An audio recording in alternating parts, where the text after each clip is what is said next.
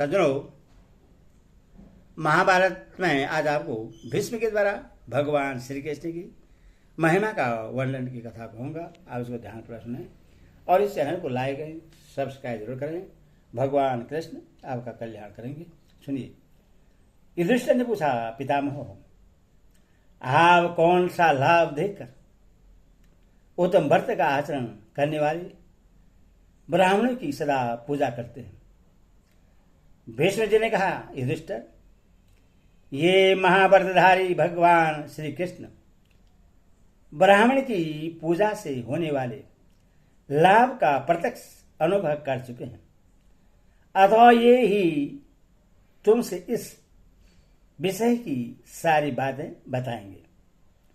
आज मेरा बल, मेरे कान, मेरी वाणी, मेरा मन और मेरे दोनों नेत्र शिथिल से हो रहे हैं तथा मेरा ज्ञान भी विशुद्ध हो गया है।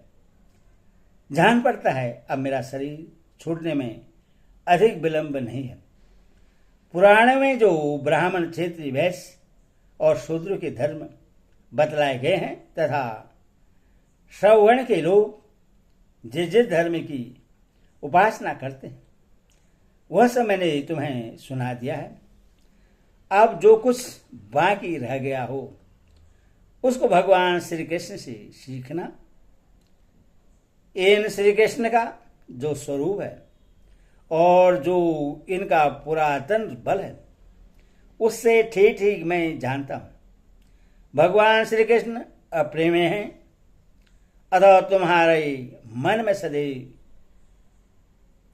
तुम्हारे मन में संदेह होने पर ये ही तुम्हें धर्म का उपदेश करेंगे। श्री कृष्ण ने ही इस पृथ्वी, आकाश और स्वर्ग की सृष्टि की है। यही भयंकर बल वाले वारा के रूप में प्रकट हुए थे तथा इन्हें पुराण पुरुष ने पर्वतों और दिशाओं को उत्पन्न किया है। अंतरिक्ष, स्वर्ग, चारों दिशाएं और चारों कोण, ये सब भगवान श्री कृष्ण से नीचे हैं। इन्हीं से इस सृष्टि की परंपरा प्रचलित हुई है तथा इन्होंने ही इस प्राचीन विश्व का निर्माण किया है। सृष्टि के आरंभ में इनकी नाभि से कमल उत्पन्न हुआ और उसी के भीतर अमित तेजस्वी ब्राह्मण, तेजस्वी ब्रह्मा जी स्वस्थ प्रकट हुए। उन्होंने ही प्राचीन काल में दैत्यों का संहार किया और यही दैत्य सम्राट बलि के रूप में प्रकट हुए। समस्त प्राणियों की उत्पत्ति इन्हीं से हुई है। भूत और भविष्य इनका ही स्वरूप है और यही संपूर्ण जगत की रक्षा करते हैं। जब धर्म का ह्रास होने लगता है उस समय ये श्री कृष्ण देवताओं तथा मनुष्यों के वंश में अवतार लेकर स्वयं धर्म का आचरण करते हुए उसकी स्थापना और पर अपर सब लोगों की रक्षा करते हैं। कुंती नंदन ये त्याज्य वस्तुओं का त्याग करके असुरों का वध करने के लिए स्वयं कारण बनते हैं। कार्य और कारण इन्हीं के स्वरूप है।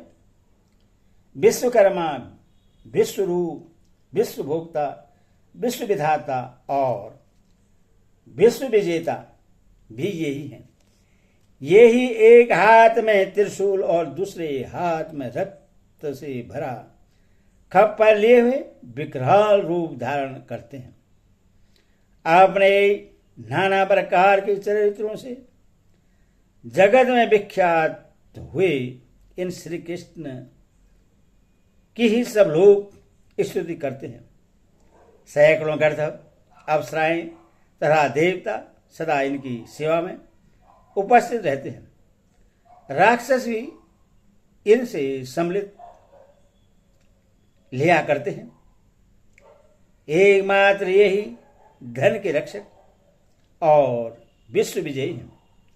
यज्ञ में श्रोता लोग इन्हीं की स्तुति करते हैं।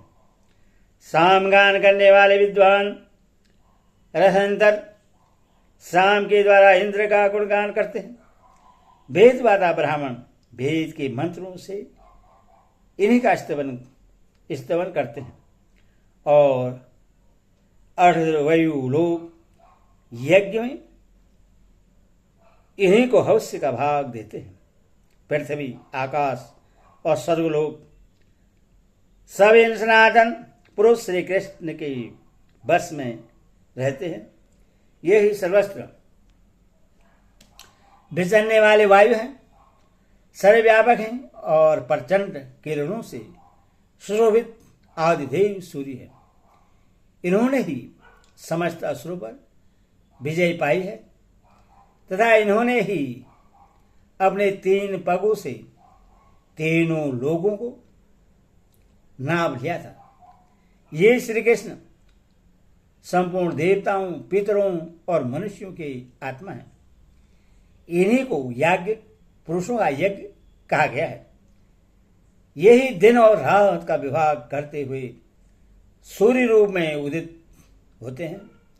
उत्तरायण और दक्षिणायन इन्हीं के 2 मार्ग हैं।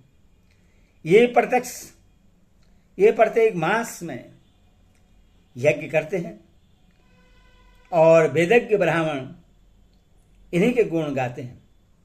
ये महातेजस्वी और सर्वत्र व्याप्त रहने वाले श्री कृष्ण अकेले ही संपूर्ण जगत को धारण करते हैं। युधिष्ठिर, तुम इन्हीं को अंधकार नाशक सूर्य समझो।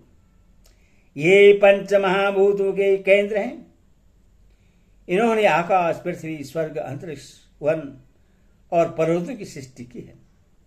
ये इंद्रियों के नियंता और अत्यंत प्रज्वलित अग्नि के समान तेजस्वी हैं। बड़े बड़े यज्ञों में विप्रों द्वारा ऋग्वेद की श्रेष्ठ पुरातन रचनाओं से एकमात्र इन्हीं की स्तुति की जाती है। इन श्री कृष्ण के सिवा दूसरा कोई ऐसा नहीं है जो महातेजस्वी दुर्वासा को अपने घर में ठहरा सके। इनको ही आदित्य पुरातन ऋषि कहते हैं। ये विश्व के रचयिता है और अपने स्वरूप से ही अनेकों पदार्थों को उत्पन्न करते रहते हैं। ये देवताओं के देवता होकर भी वेदों का अध्ययन और प्राचीन विधियों का पालन करते हैं। लौकिक और वैदिक कर्म का जो फल है वह सब श्री कृष्ण ही है। यही संपूर्ण लोगों की शुक्ल ज्योति है। तथा तीनों लोकपाल, त्रिविध अग्नि, तीनों व्याधियां और संपूर्ण देवता भी ये देवकी नंदन श्री कृष्ण है। संवत्सर, ऋतु, पक्ष, दिन, रात, कला, काष्ठा, मात्रा, मद, लव और क्षण, इन सब को श्री कृष्ण का ही स्वरूप समझो।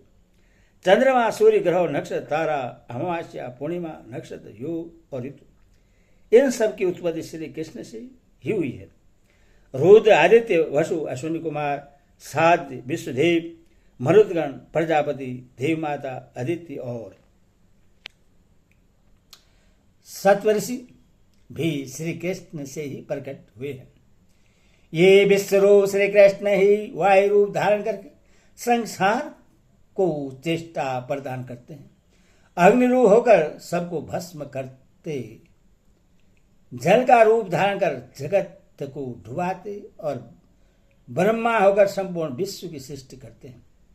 ये स्वयं वेद स्वरूप होकर भी वेद तत्व को जानने का प्रयत्न करते हैं। विधि रूप होकर भी विहित कर्मों का आश्रय लेते हैं। यही धर्म, वेद और बल को विषय करने वाले हैं। तुम समस्त चराचर जगत को श्री कृष्ण का स्वरूप समझो।